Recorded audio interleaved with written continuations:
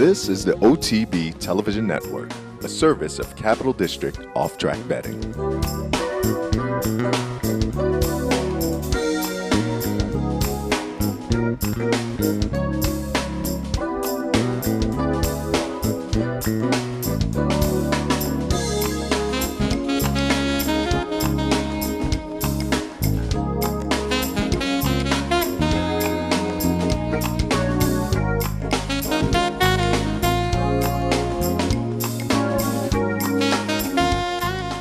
Good morning and welcome to Loose on the Lead. I'm Seth Merrill from Equidaily.com, joined by Steve Bick from SiriusXM's At the Races. Good morning, Steve. Good morning, Seth. And I mentioned at the end of the Handicappers Report, I'll bring it up at the top. Next Sunday, you are in a live bankroll. Folks, you like that? You got a full printed sheet and everything that they're handing out. Yeah, the picture. $500 bankroll. You'll be in here all Sunday afternoon next week. If folks want to participate, come down to the Clubhouse Racebook, 711 Central Avenue in Albany. You got to sign up, and 25 patrons will be picked randomly, and you will be pitching in and playing for all of them. I was picked randomly. Let's be honest. It's a good Names thing. were in a hat. I think it's very funny. I came very close to wearing this tie, as it happens, that's pictured in the flyer. So maybe that was a good or a bad choice. I'll take the Andy Serling approach on this and basically add the proviso early that this, of course, will be utterly humiliating. And so let me get that right out there. You're certainly It'll be fun. I'm looking forward to it. I've never done this, so it should be fun. And that's a week from today. So if folks want to participate, we'll talk a little bit more about it on the week on Racing Across America. Last night in Hong Kong international races, 4 big races, caps the end of the racing season internationally, really. Always a big night down there in Hong Kong. Bill Nader and his crew down there do a great job putting together some big names. Dunedin, Red Ketto, those kind were there. The Fugue ran well yesterday. There was the American Rooting Interest, of course, with a couple of horses. Unfortunately, didn't work out that well. Hong Kong Mile last night in Hong Kong. King Creesa, the New York bred that we saw run so well against Wise Dan up here at Saratoga. King Creesa winds up 12th in a field of 14. In the Hong Kong Cup, Little Mike winds up 9th in a field of 12, both ridden by Mike Smith. King Creesa, of course, trained by Jeremiah Englehart. Little Mike trained by Dale Roman, so the American entrants don't do too much. Not a huge surprise on King Creesa, who, upon arriving, came down with that travel sickness. That's a week away from the race. Seemed to rebound okay, but you're still up against it, traveling halfway across the world. So it's kind of fun. It's been a long time, though. A long time between drinks since American horses have done well over there. Well, and you're talking about a huge advantage, first of all, for the horses that are based in Hong Kong. Even the Europeans got their brains beat in last night. Although the Fugue ran very well. The Fugue always runs well, and she always finishes second. I mean, it's getting to be a little bit of a situation with the Fugue at this point. That was really the only real upset on the card, right? Dominant beat the Fugue in the Vase, in the Hong Kong Vase. And then Lord Kanaloa, a pretty remarkable Japanese runner that is the latest from the Asian sprinting star ranks. I would say, isn't Moonlight Cloud finishing her career part of the big story here? Yeah. She gets beat in the Hong Kong Mile. And then who won the Cup, actually? That was that Akid Mofid, right? Akid Mofid. So only dominant, the one surprise. I had Alan Carasso give a terrific analysis leading up Friday to this race, to the racing in Hong Kong. Kind of nice, but hey, it's just good to go over. It's a great experience. Oh, absolutely. It's fun for us to have rooting interest. Sure. Earlier in the week, they had that jockey challenge. Gary Stevens and Mike Smith were over there. They had 12 of the best jockeys around the world. Neither of them. Those jockey things are always funny, though, because you're just randomly picking horses. You're at the mercy of the horses. Absolutely. But that's fun as well. Wagering numbers were up in November. The wagering nationally, that's always good news. Wagering up 4%. And the year-to-date numbers, we're looking at up almost 1% through the first 11 months of the year. So good signs there. And these were also good numbers in that the race dates for November were down a little bit. So numbers up despite that. Subsequently, however, Churchill Downs wrapped up their meet. I know I had Jenny Reese on with me on Monday. she was kind of disappointed with the Churchill The meet numbers were overall. The way numbers- off. I mean, and which folks was are- surprising. Folks are kind of wondering if maybe the specialness is taken away by that September meet. Now there's only a few weeks coming into the fall, so is the specialness gone? That handle number on a track basis was a little bit disappointing, but Zia Park put up I think a 14% I saw increase, that so too. good numbers for them. Well, and these numbers in November come on the heels of the big increases in October, and the Breeders' Cup, the Breeders' Cup figures are in this month. So overall, I mean, things are very steady when it comes to the handle side of things. Flat out, I said earlier on the Handicappers Report, for Seinfeld fans, Flat Out does a Costanza and leaves on a high note. Flat Out gets the job done last weekend, then retired. And given his age, not a surprise there. And also given the fact that, as they say, goes out with a nice win in the Cigar Mile. You can't knock horse. that. Yeah, just one of those nice work. And I mentioned this also. Another blue-collar performer that's becoming fun for me, at least, to follow down on the Maryland circuit is Ain't Too Fast to Catch, who won again yesterday. Third win in a streak, stakes victory. Overall, has now won 15 races and over $900,000. And I mentioned earlier, he's also become a fun story to follow because over the past couple of weeks, we came into this stakes race this weekend, there were some profiles of his trainer, Tim Keefe, who I was unfamiliar with really, but it sounds like a nice guy, who has never gotten a medication positive, so he's doing things the right way. But he had a little juice last week because he went into the Thanksgiving holiday, took a break from the racetrack, and went in a Ironman marathon and did it for charity. So nice guy too. No, Tim Keefe is very popular and well liked. There's a lot to like about Ain't Too Fast to Catch. And of course, the Hefts, Mr. and Mrs. Heft, are a big part of it.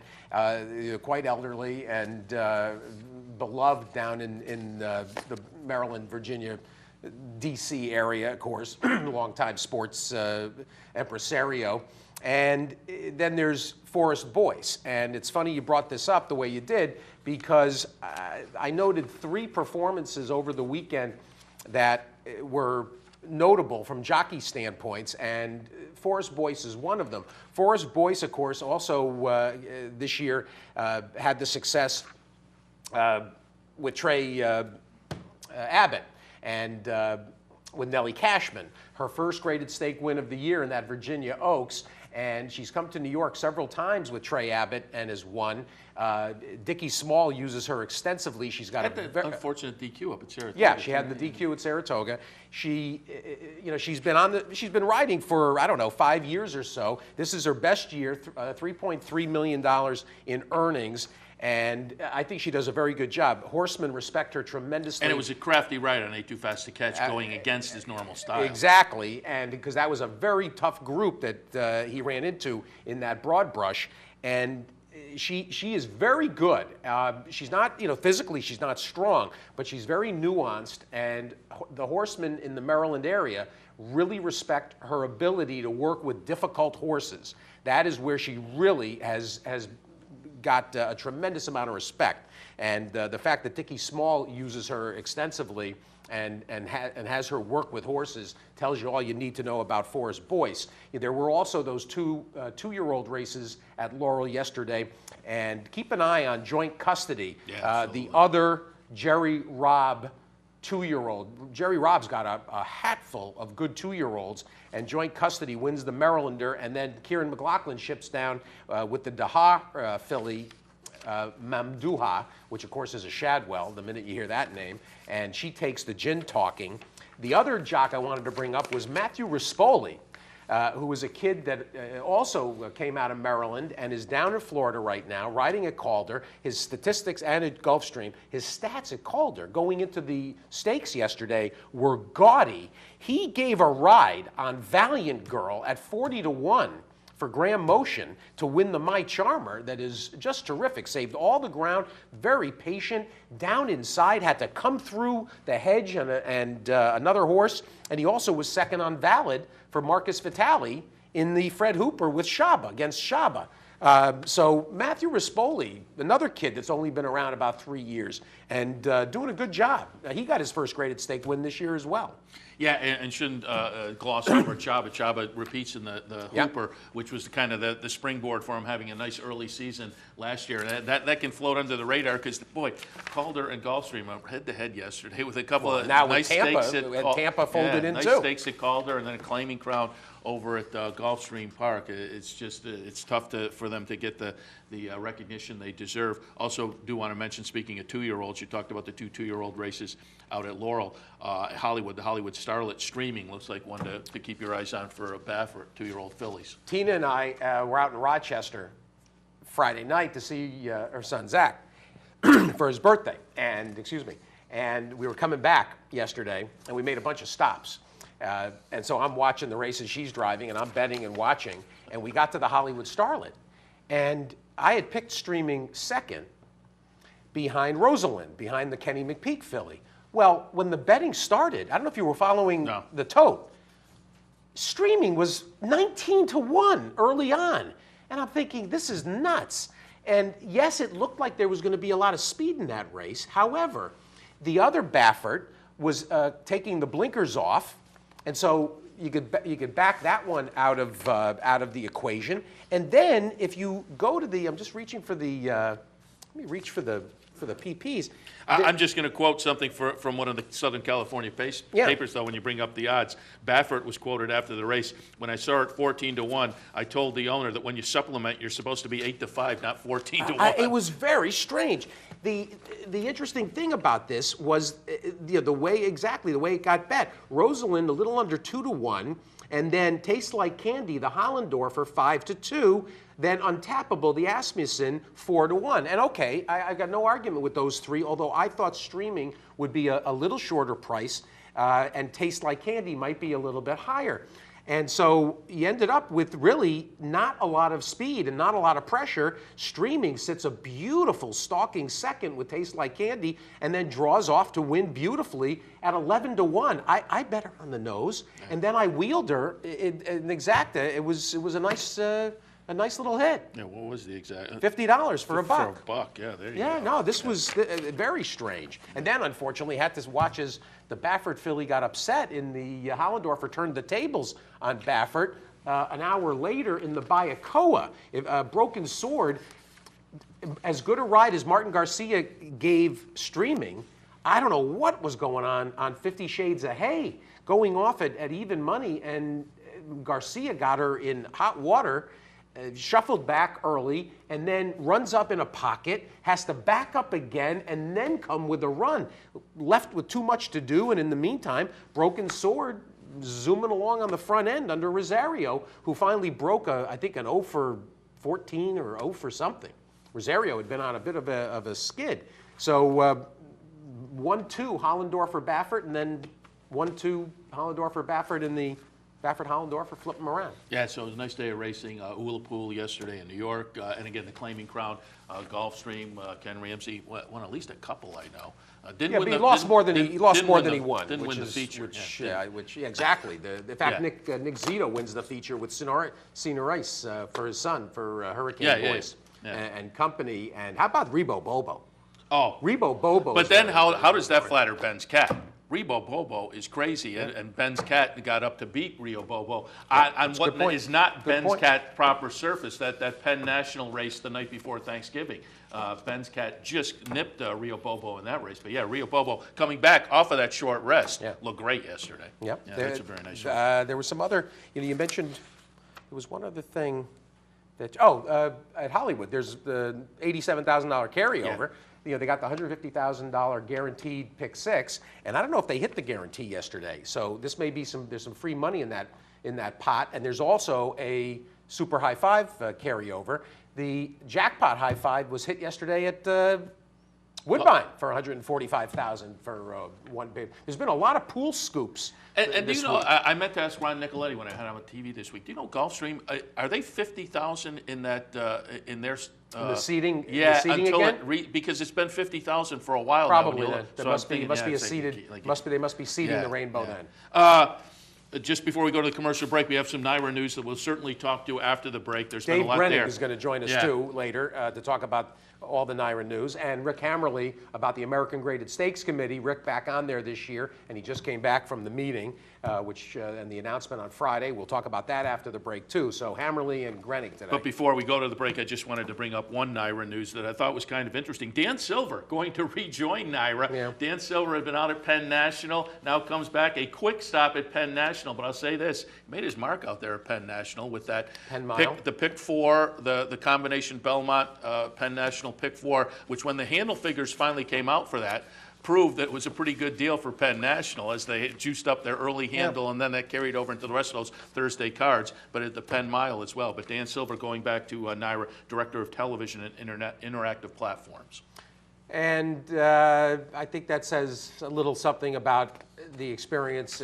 Dan wanted to go out there to be more involved in racetrack management. Of course, at NYRA, when he left, he had been in the job that Eric Wing now has, Director of Communications. And so this kind of, I think, is an indication of the difficulties that went on at Penn National, and Dan really choosing to reshuffle the deck personally for his career and come back to NYRA. And he's got a terrific mind, went to the University of Arizona Racetrack Industry Program, and anytime you can bring in good personnel, just do it. So Dan will reboot his NYRA career. All right, we'll take our first break. When we come back, a little more news. Again, there was some nice NYRA news. There's some interesting, let me put it that way, some interesting NYRA news that came out over the past week. We'll talk a little bit about that. And then coming up later on, as noted, Dave Grenick and Rick Hammerly. All of that after this. Stay tuned.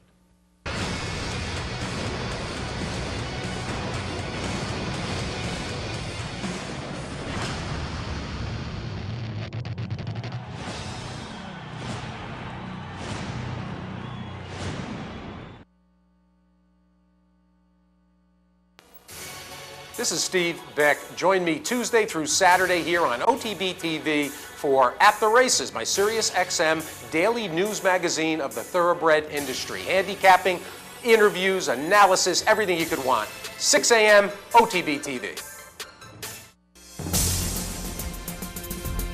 Go Zephyr kicking clear, and Go Zephyr is pulling away impressively. Hysterical Lady, Ginger Punch to win it. And it's Wilco in front, and he's going to pull off a huge upset here. But it's Round Pond going on to take the distaff. Awesome again. Star of 10 Grade 1 winners, 4 Breeders' Cup champions, and 4 multimillionaires standing at Adena Springs.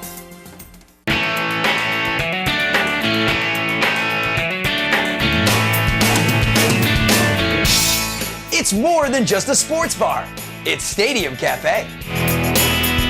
Located at 389 Broadway in Saratoga, it's the place to be for great times and great food.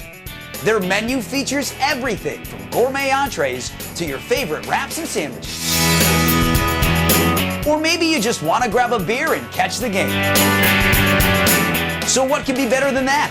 How about 2 Stadium Cafes? There's also the Westside Stadium, right up the road at 112 Congress Street. Same great menu, same great service. Whether you're hanging at the bar or just relaxing outside on their spacious covered patio, you'll always leave knowing you'll be back again. We love, above all, the staff. We love Dave Harmon, and the food is fantastic. Not 1, but 2. 112 Congress Street, 389 Broadway. Guaranteed to be a home run.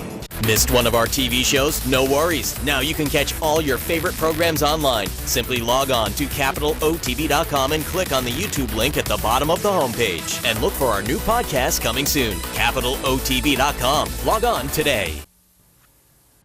Welcome back to Loose on the Lead. Seth Merrill and Steve Bick in here on this Sunday morning. And Steve, before we get to the news, I meant to ask you at the top of the show. We lamented last week the crazy pace in the Remsen. We talked to Richard Migliore. We talked about jockeys not having a clock in their head. And I think you were a victim of that the other day. Your toy cannon ran. And I thought, top of the stretch, I thought he was in great shape. But I think those early fractions just left him in a bad spot. Well, he's a very strange horse, and I appreciate it. It turns out that's the last grass race of the year, too, because they're off the turf today in New York. Grass season over in New York and at Laurel, so no more turf until April.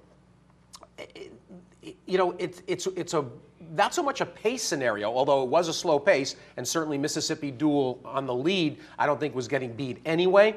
But this was one of those cases where, because I think there was a fear, Bill Mott and Junior Alvarado, because there was a fear that there wasn't enough pace for him. He's typically a one-run type. The idea was, let's get him out of the gate and keep him close, keep him closer, leave him less work to do. And that just doesn't work. You put a horse within, let's say, 4 lengths of the lead. You've got him stalking. He was about 4th and 5th. And then when you turn for home, he's not a horse that quickens. He's a horse that you have to sort of let settle, let him dawdle, and then when you give him his cue, he'll finish. But by having him try to be up closer, you basically blunt his ability to come late. And so you know that he had closed in 28 and a tick in that race the day after Breeders' Cup.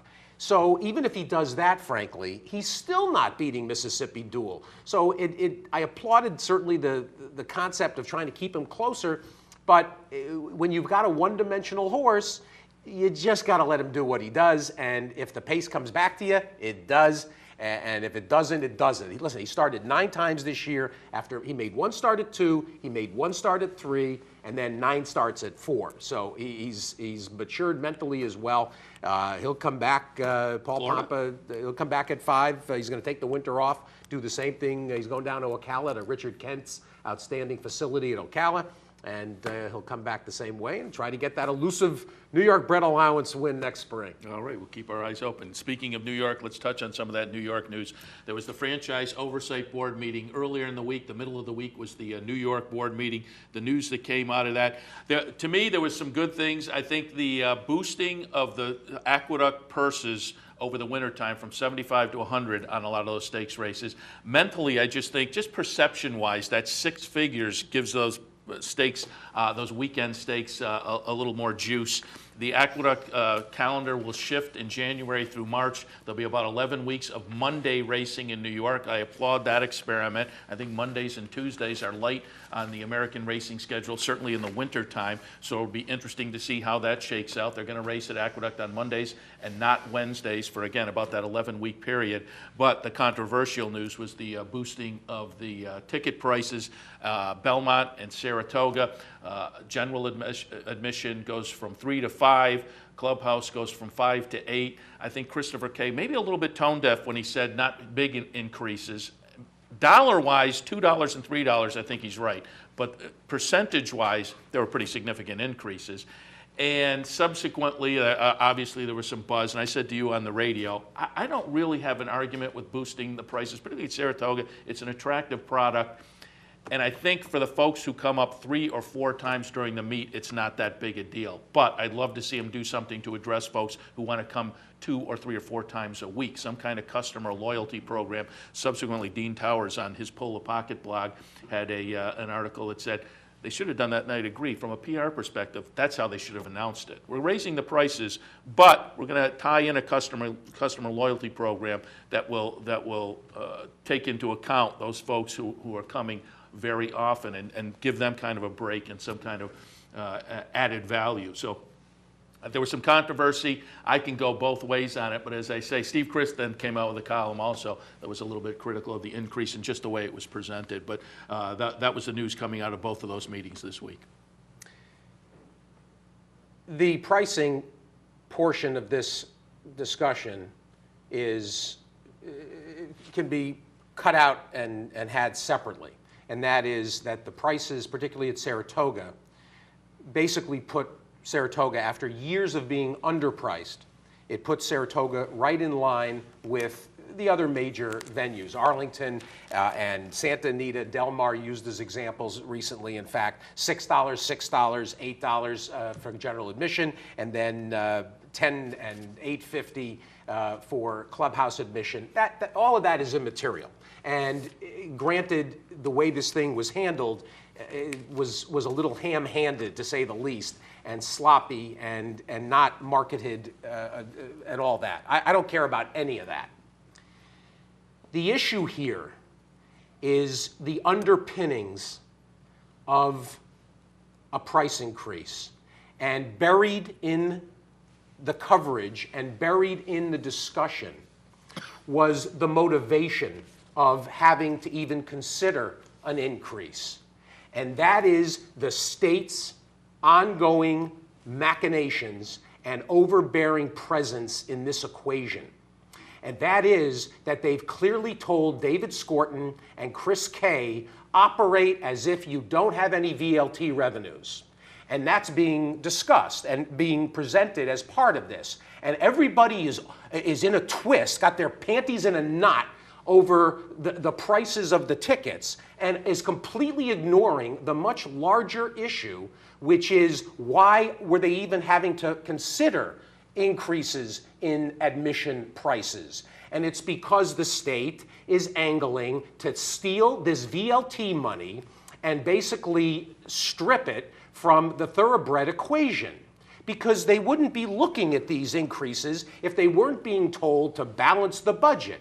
We'll talk with Dave Grenig as well about this incredible tax situation. The whole portion of this that's been ignored in the poor coverage of the story is the tax liability that is basically going to offset the entire element of the VLT revenues. NYRA is being expected to pay taxes basically pre-profit, pre-bottom line on the VLT revenues. That's not the way the thing was written in the legislature. And so all of this carrying on about the ticket prices, if it had been done in a vacuum, you could have had an intelligent discussion. But instead, this is being ignored. And to me, Seth, shouldn't we be worried about where things are going to be in 18 months when the franchise is supposed to return to private control? I mean, what is the state's plan? I mean, I made the point on radio this week. We've got 2 mayors up at Stonegate Stables. I'd like to know now where things are, because frankly, if they're going to steal this revenue and leave NYRA and leave thoroughbred racing in New York, like a goldfish flopping outside the bowl, I'll take these mares and I'll move them to Maryland. And I'll tell every other breeder to take your mares and move them to Maryland. Because at least there, you know that there's going to be an 8-year period of stability based on the deal that was put together.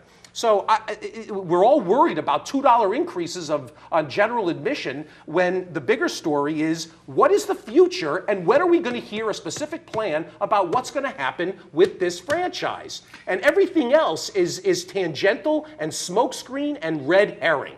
Yeah, you make a good point. And I said on your radio show on Wednesday when we talked about this, we go back 10 or 12 years, and NYRA was under the microscope as the franchise process came into focus. And then when the VLTs were being talked about, that was a process that made everything murky in New York. And we all thought once the franchise was settled, that would be okay. That turns out not to be the case as New York moves in and takes over the board. Once we thought VLTs were up, that would solve things. But no, now they're looking at that money.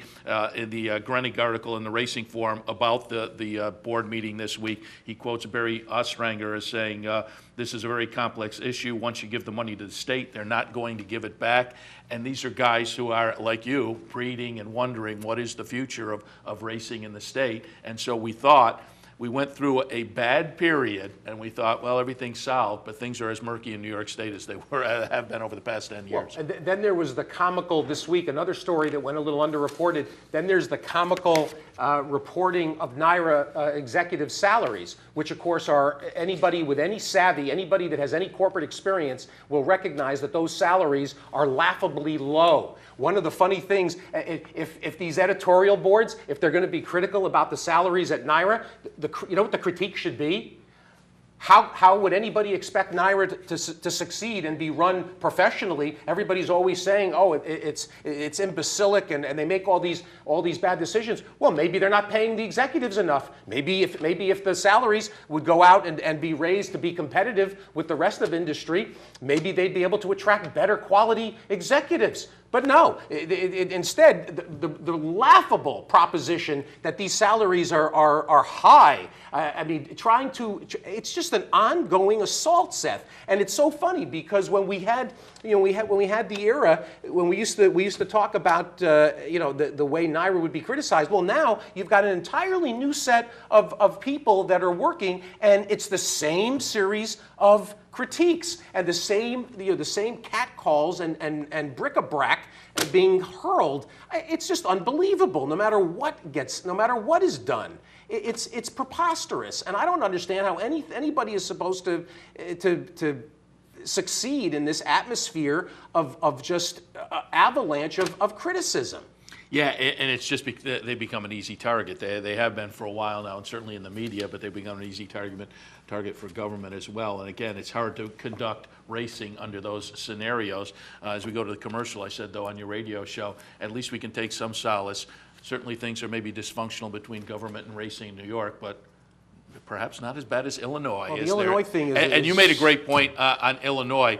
Illinois have been looking for that legislation to get passed, which is going to allow them to have a full slate of racing in 2014. If it doesn't get passed, they're essentially down to not even bare bones, a skeleton. It's like a couple of weeks of racing, essentially, at some of these venues. But you made a great point. They now have the one day to pass this legislation that'll come up towards the end of January. As you said, it's only a few days later that some of these harness tracks are supposed to... Balmoral and so and how Maywood. Do you plan if you're a harness? How do you...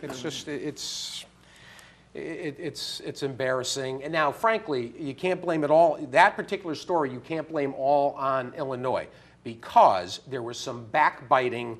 The deals had to be made on the simulcast agreements, had to be made between Churchill and Hawthorne and the horsemen and the standardbred industry in Illinois. And that delayed the opportunity for the legislature to get that passed. And that's why there was equal. That was why this was a story this past week. The racing industry eventually came together. The legislature had a special one-day session and didn't take it up. And everybody thought, well, because that's what the legislature asked for. They said, hey, horse racing industry, come together. Once you do that, we'll address this. So they'll have and so to if wait they thought that that would January. be addressed, but now it's getting really dicey in Illinois. Exactly. All right, we'll take our bottom of the hour break. When we come back again, Rick Hammerly, Dave Grenig, all of that. Stay tuned. I'm Seth Merrill. Join me weekdays at 10 for Racing Across America. We'll look at important races from around the country, get insight from top handicappers and analysts, and preview the upcoming week in racing. That's Racing Across America, weekdays at 10, right here on the OTB TV network. I didn't want to get just any degree after high school. Horse racing has always been my passion. I was already a lawyer. When I was young, my dad took me to the races. The sound of the crowd. I still remember. I'm 40, and I don't want to stay in a career I don't love. I want to follow my passion.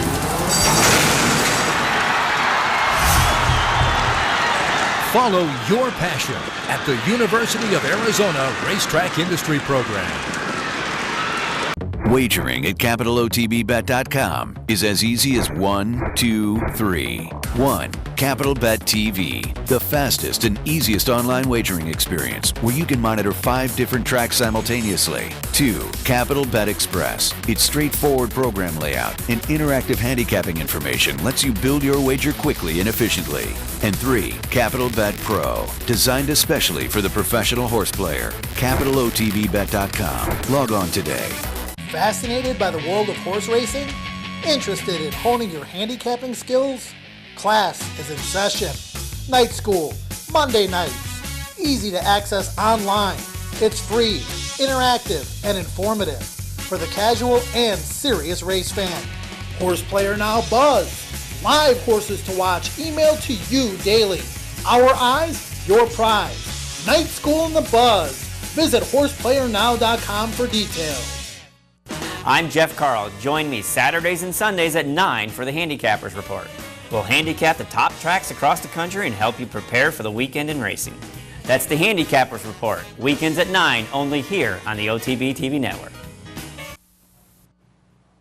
We're back on Loose on the Lead on this Sunday morning. One of the stories, of course, that broke on Friday, this time of year, we always get the American Graded Stakes Committee with their decisions, dropping, raising, including all the different stakes and the way in which this unfolds. Rick Hammerly, the director of racing at Santa Anita, of course, and we've got plenty of things to talk to Rick about, including the upcoming meet, which is now just 17 days away, December 26th. The landscape in California will change forever on December 22nd when Hollywood closes.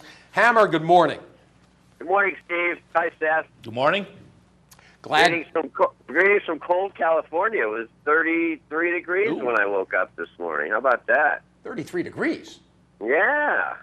How about that? It's unbelievable. The entire country, it seems like, except Florida. Well, I got to tell you, there was a cold reception to some of the decisions of the American Graded Stakes Committee.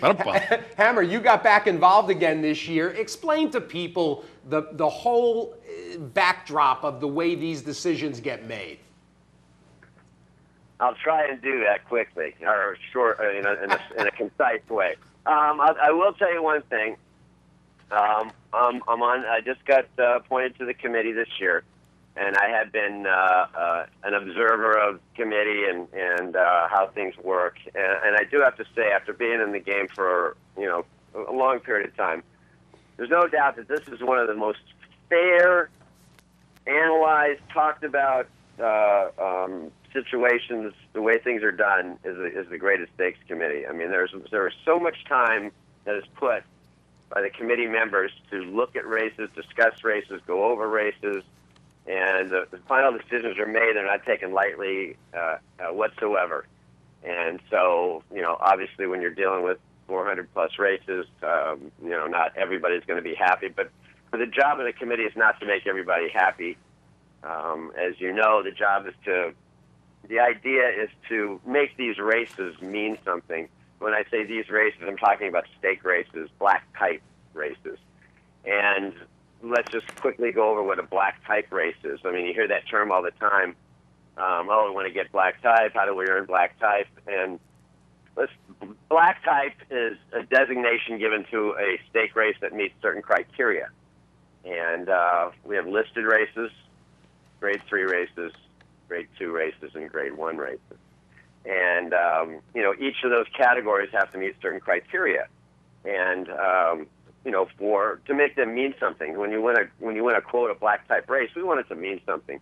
When you win a grade 1 race, we want it to mean something. So when you open up a catalog, a sales catalog, and, a horse has black type, and you look down and you see that the horse does have black type, we don't want that just to mean that they just won some race out there and, at a track that the stake didn't mean anything. So there are purse considerations, purse burdens that must be met to get into certain categories, and then there's the graded races have to meet certain other criteria, and among those are, they have to be some of the top quality races, and that's determined by obviously who runs in them over a certain period of time. And, each race is looked at individually and discussed. And if there are horses that obviously fit into that category, then those races aren't talked about as much. But the races that are on the bubble, so to speak, are dissected and talked about and gone over. And each race is looked at. It's not just one running that's looked at. The past 5 runnings of each race is looked at, and certain categories have to be met, and certain burdens have to be met. And if they don't, not only have to be met to get into the category, but once you get into that category, graded race, or grade 1, grade 2, you have to maintain that level, or things happen. Or if you're in a lower level and you show that this race has really made a move, strength-wise, and then it goes up for a vote, and it's raised.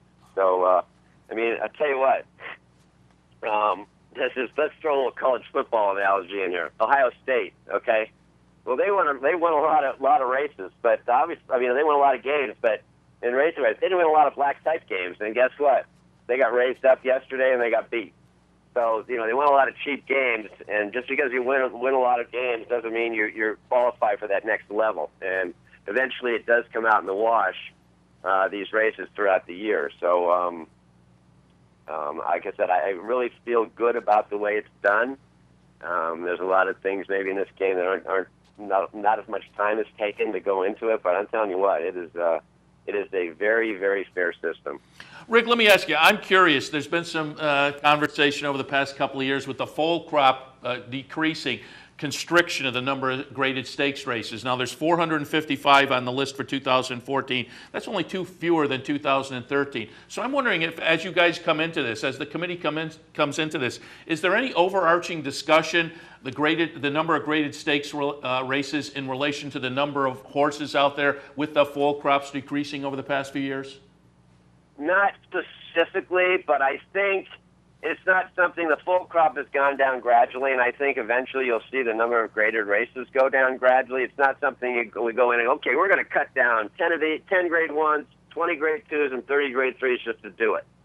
But I think eventually when the full crop situation kind of hits, I think you'll just have to see those go down because there won't be as many horses running in these races, and they won't have the points and the qualifications to qualify for them. So the idea, Seth, is to come up with or at the end of the day, come up with or have a pyramid effect where there's fewer grade 1s, or there's grade 1s with a lesser amount of grade 1s and a few more grade 2s, and then the grade 3s on the bottom, and then the quote listed races below that.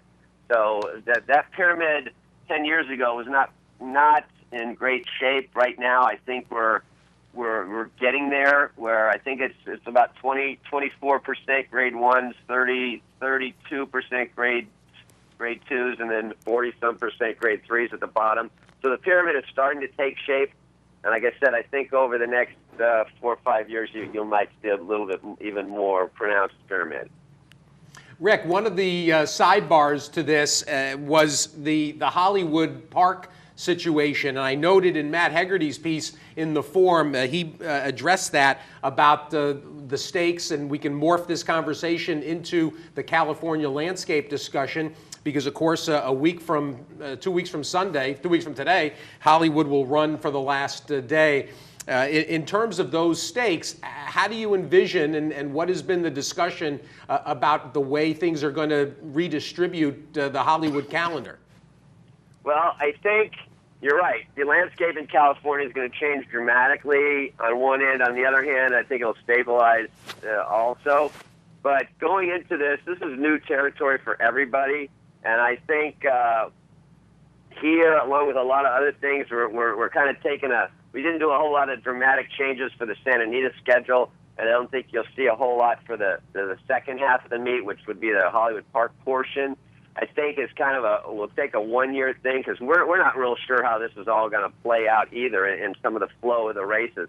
I think after this year we'll be able to take a step back and decide if we want to have a pattern of races that continues throughout the whole 5.5 months of our meet, or continue to go into like a 2-meet situation, which we kind of did this year. We're running a first half of the meet that goes through April 20th, and then we're going to start up again, although only a week later, and kind of run a second half of the meet. So I think the committee and everyone kind of looked at that and said, you know what, let's just back off there and see what happens, and see how the races are going to flow into each other. Even though they were 2 different distinct meets in the past, I think the decision still hasn't been made if we want to keep those the meets separate-ish, kind of, or just make it one long meet. So, the stakes will flow a little different direction. At Santa Anita and at Hollywood, we had our own little meets, and we had to be, kind of constricted at how our races went. And maybe after checking it out this year, we'll have a long flow into some big races at the end. And so I think the committee said, let's kind of kick back and wait and see how that is. And so it really was. It was a wait. It was definitely a wait and see, which we're going to do here, on site too. Well, and I couldn't help but note and have an opportunity to congratulate you on having the LA Woman, which you created a couple of years ago, get a grade 3 out of the meeting. Well, let's explain how something like that goes. Before any race can be up for discussion, when you start a new race, it has to have run for 2 consecutive years and have a minimum purse of $75,000. and be non-restricted, open to everybody, things like that. So you can't just come in tomorrow and say, hey, I'm going to put up a $500,000 race and I expect it to be graded. It doesn't work that way. As you know, even the Breeders' Cup races, when they come up with the new ones, they weren't graded right away. So the LA Woman was obviously we've been benefited by having the Breeders' Cup here now, which will be for 3 consecutive years when it's run next year. So on site here, obviously we needed to come up with a prep for the semi-newly created Filly and Mare Sprint. So the LA Woman became the prep for the Breeders' Cup Filly and Mare Sprint, and since it's held here in Santa Anita on site, we put that race 3.5, 4 weeks in front, and it just for 2 years now that's been run, it's attracted a very healthy field. In fact, I think last year we had 3 Grade 1 winners in it. So the fact that it was out there for 2 years, and in 2 years it really showed that, wow, it's really attracting these type of horses that are getting ready for the Breeders' Cup, and it was actually through some of the ratings and numbers was just fit right into the middle of the Grade 1 rankings, and went from nothing to a Grade 3. So and then once again, a lot of thought is gone into the fact when you make a race graded, that's a big step, and then obviously when you want to think about ungrading a race, that's a big step too. So a lot of thought has gone into that, but this race just kind of jumped off the page as being a race that, wow, that race just deserves to be graded. One of the other topics, Rick, that comes out of this every year are some of the downgrades. And I'm not going to get into specifics exactly. The two races that went from Grade 1 to Grade 2 this year are the Prior S at Saratoga and then the Princess Rooney at Calder. And I know that when it comes to some of these decisions, it's not, I tried to explain to some people over the years that it's not subjective per se, but a race like the Princess Rooney being Calder's only Grade 1, how much extra debate goes into that about it losing its stripe? We remember here at Saratoga when the Hopeful went from Grade 1 to Grade 2, there was a great cry out, and then very quickly it restored its Grade 1 after a year. How much extra debate goes into particularly the Grade 1s? A lot. Like I said, even when a race is given Grade 1 status, that's a prestigious move. So a lot of thought is about that. Now, obviously, when a race is taken, when it gets this Grade 1 taken away, even more thought goes into that. And like I said, it's not just a one-shot deal. Okay, they had a bad running last year. Okay, let's take the grade away. There's a 5-year cycle. All five of the last 5 years are looked at in terms of ratings. There's a rating put on every race called a NARC rating, which stands for the North American Rating Committee. There's a committee of 5 racing professionals that put a number on every horse that runs in every graded stake.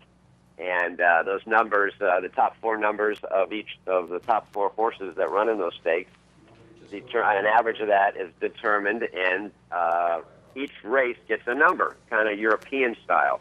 So that's one of the things that is looked at, along with what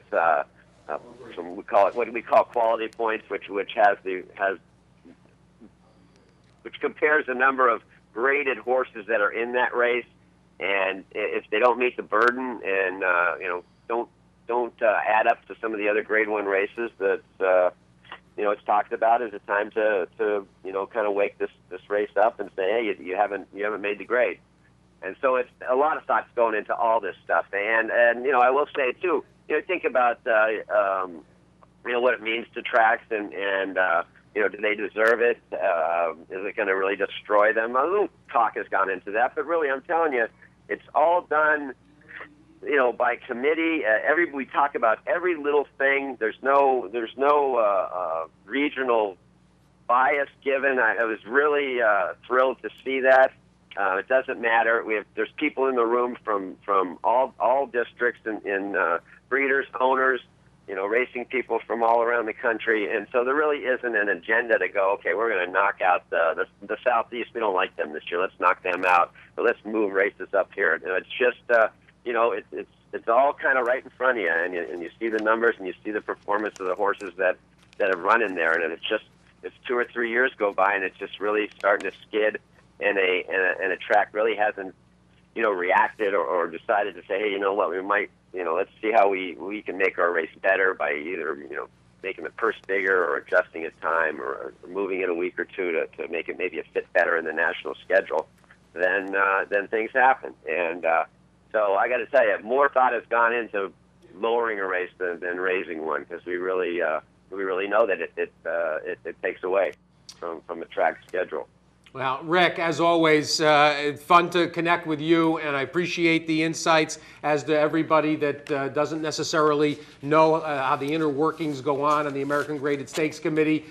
Just a couple of weeks left to prepare for the Boxing Day, the traditional opening at Santa Anita, one of the great days in the game. Thanks so much. We'll talk to you on Friday, of course, and Merry Christmas to you and everybody out at Santa Anita. Well, Merry Christmas to everybody there. Stats, always a pleasure. Love your site. And Steve, we'll talk on Friday. You got the calendar giveaway on Friday. So we'll lots to look forward to. Well, and we did extend the calendar offer last year on Capital OTB, so I'll probably slip that in next Sunday as well. And Rick Hammerly, who does a tremendous job, one of the most respected executives in the game, and widely every time there's been an opening anywhere, Rick's name pops up and is frequently fending off offers. He loves it out there, though, at Santa Anita, and does a great job. We're going to go right to Dave Grenig of the Daily Racing Form. Dave, good morning. How are you? Excellent. And Dave, we talked earlier with, as Seth and I, going through the news, and it was a pretty active and vitriolic, in some cases, week around New York racing. What else is new? What else is new? Yeah, that was our conclusion. Yeah. Well put. Exactly. Dave, first of all, let's talk about the board meeting and the way in which there was this debate over the admissions. I stressed earlier that there seems to be too much time being spent talking about the actual admission increase as opposed to why there was even a consideration of an increase, which gets into the whole budgeting aspect. And one of the underreported parts of that meeting, you were one of the only people that delved into it, was this tax situation involving the VLT revenues. Give everybody the overview. Well, NYRA is finally going to show some profits after they've been able to write off losses for years and years and years, and they finally have a profit here, largely due to the revenue from VLT. And they were surprised, which is a little bit surprising, that the tax rate is what it is on that money, and therefore all the profitability is going to, I believe, it's a $13 million tax liability, and that's sort of chopped into their profits. That was a major thing, as well as this next thing is not as much surprise, pension and liability, which they call legacy expenses, which is a $12 million. All told, I think then they would be looking at a $1.8 million deficit when it's all said and done. And as part of this, the objective that clearly seems to be the underpinning of the business decisions we've been hearing since August, since that board meeting during Saratoga, when David Skorton tried to sneak in the acceptance of the premise that NYRA should work as if there is no VLT monies. It seems to me that backdrop is the linchpin to why there was even this kind of presentation about an admission increase. Well, the way he phrases it is they want to use the VLT money to quote unquote grow the business, but I've never really got a definition of what that means. And if that means to attract new fans, then you know what? Invest in your current fans, and they'll be your biggest way to bring in the new fans. And NYRA and most racetracks just don't get that, and I don't understand why they don't get that. But that, to me, is what is something that's undefined as well. Is what does grow the business mean? And that's what we're going to use the VLT revenue for, and it's just undefined to me, and it's kind of fathomable to me that you don't invest in your current core of fans who show up, when they do, and they'll be the ones to bring in your new fans. And Dave, another thing that was brought up at the meeting as a potential cost saving was closing down the aqueduct backside during part of the year. I'm just wondering, you're down there all the time. Is there pushback from horsemen, and how would that work exactly? How many horses are there during what is their off season, and where would those horses go? They can hold about 500 horses there, Seth. They did close the backside once before when they were building the casino, so they could get that thing built quicker. The horses were spread out basically between Belmont and Saratoga. They're talking about doing it from the time that when there is no racing there, but I even think that's a stretch. I don't think you can just go 6 months without horses being at Aqueduct. Horses, you have the right to train there in at least 3 or 4 weeks before the meet starts. So you would put them in there in October.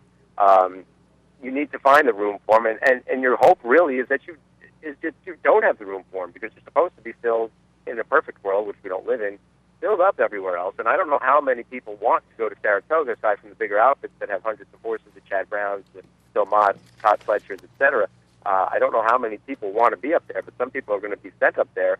The other thing that I don't know that NYRA takes into account is what about the help that actually lives at Aqueduct? Now, I don't have the numbers on how many people there are, but during the time that the VLTs were being constructed, the people who lived on the backstretch there were still stayed there and were bussed over to Belmont in the morning. I don't know how much of a saving, how much of a cost that was, but what do you do not only with the horses but with people that live there as well? But the hope is that you fill up Belmont and Saratoga with those horses, or the idea is that you fill up Belmont and Saratoga with the horses that are stable at Aqueduct, somewhere between 400 and 500. And I think there's supposed to be some new barns being built too, Dave, at Belmont, correct? There's supposed to be at least, they talked about building one barn at Belmont, a new barn, but I have a hard time believing that's going to be built by the time they want to close the Aqueduct down this year, the backside down this year, because nothing gets moved that quickly. So I don't know that that would be ready by the time they're talking about it. And I think they talk about roughly about a $3 million savings, but I do think there will be pushback, and even if it does close down for a certain amount of time, it won't be the entire time that you would think that Aqueduct would be dark. Well, additionally, Dave, one story that has been kind of underreported. Matt Hegarty, of course, wrote the piece back in August when the story emerged out of New York legislation. But with January 1st coming, the 5-cent market origin fee story. Have you followed much of this, and have you in a position to talk about the concept here and where this all came from? Because the reality for players outside of New York, finding out or realizing, not just outside of New York, players inside New York having to pay an extra 5% potentially. What's your view on this? Well, I don't really know much about it, but I know it's a terrible idea. There used to be a thing called New York City OTB that charged 5% surcharge, and while they handled a lot of money, it's now, I believe, the 3-year anniversary of their extinction. So I don't think it's a good idea. You just can't keep hammering horse players, because you're just going to hammer them into the ground, and it's an awful idea. Well, and for those that aren't familiar, I mean, if you're already using OTB accounts in the New York OTB system or NYRA Rewards, you won't even know this is happening. For people that are using other ADWs, and it's going to be very interesting to see whether the other ADWs outside the state, if they're going to absorb that 5% or pass it on and basically lower the return to players. It's going to be interesting, and I think it's going to come as a surprise to a number of players. And so, for those of you that there may come a point when you're going to want to turn to Capital OTB and Western and Catskill and so forth. And it's obviously a protectionist. It's a bit of a protectionist policy, right? I mean, that's the concept. Are they charging 5% or 5 cents every wager, or how? I mean, 5 cents. 5 cents for every wagering dollar. So essentially 5%. They might as well just shut their doors. How anyone could think this is a good idea in any way, shape, or form is just, they're out of their minds. Dave, got to also mention, we just talked to Rick Hammerly. You probably heard Hammer right at the end of the visit. The Graded Stake Committee takes a bite out of a couple of stakes in New York prominently. The Prior S, you look at that Prior S the last 5 years, and you can kind of sense that Grade 2 makes a little bit more sense for it. The Vagrancy and the Dwyer and the Sanford also take a shave as well.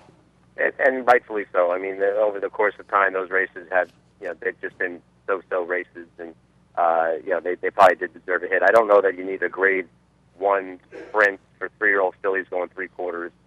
You have one that's going 7/8 in the test at Saratoga, and they have one going 3/4, 3 weeks before. I don't know. It's almost like when the Fountain of Youth was a Grade 1 as a stepping stone to the Florida Derby being a Grade 1. It kind of didn't make a lot of sense. Well, other than that, the rest of it, there's some interesting. The Gopher Wand, I should mention too. I missed the Gopher Wand, which may actually be one of those one-year deals with the new positioning and the flip-flopping with the Gazelle. Maybe the Gopher Wand quickly recovers itself as well. Well, the Comely is the one that flip-flopped with the Gazelle. That's right. That's right. 3-year-olds. The Gopher Wand, even this year, was kind of a so-so race. It's just, and Naira has juggled these races and renamed them and moved them so much that I'm even confused. Gopher Wand, I think, is now on the Friday before Thanksgiving. Yes. And it used to be the race that was the stepping stone to the personal entrance. So they've spun a lot of heads with a lot of the movement of those races. Now, and there you go. I had something else for Dave, and I'm not gonna find it as I plow through this. No.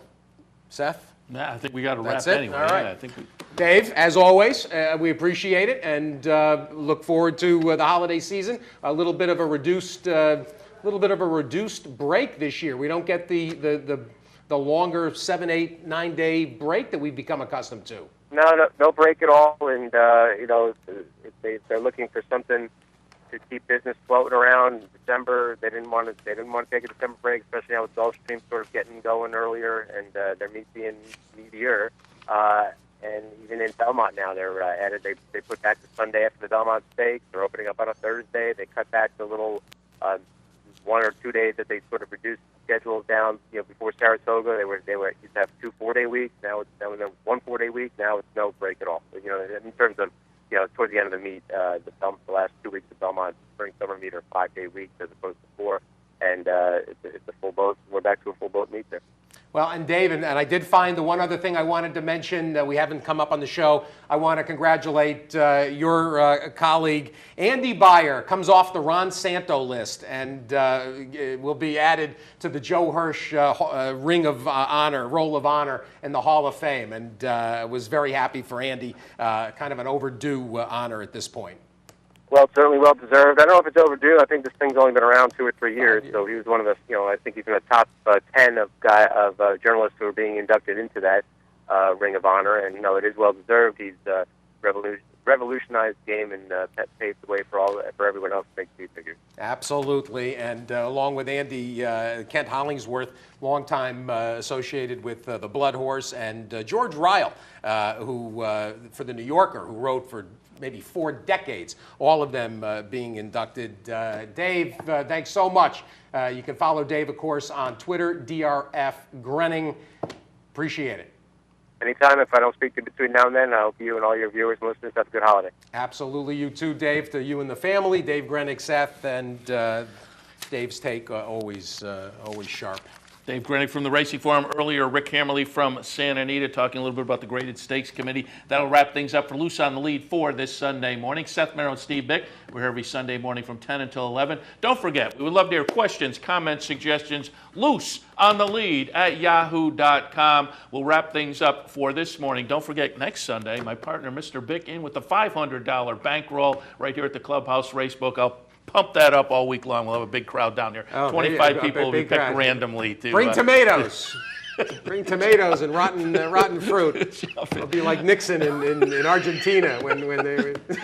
I am not a crook. No, when they're throwing. Or the shoe. That's right. That's it. All right, that wraps things up for Loose on the Lead for this week. Again, we're here every Sunday morning at 10 a.m. We'll see you again next week.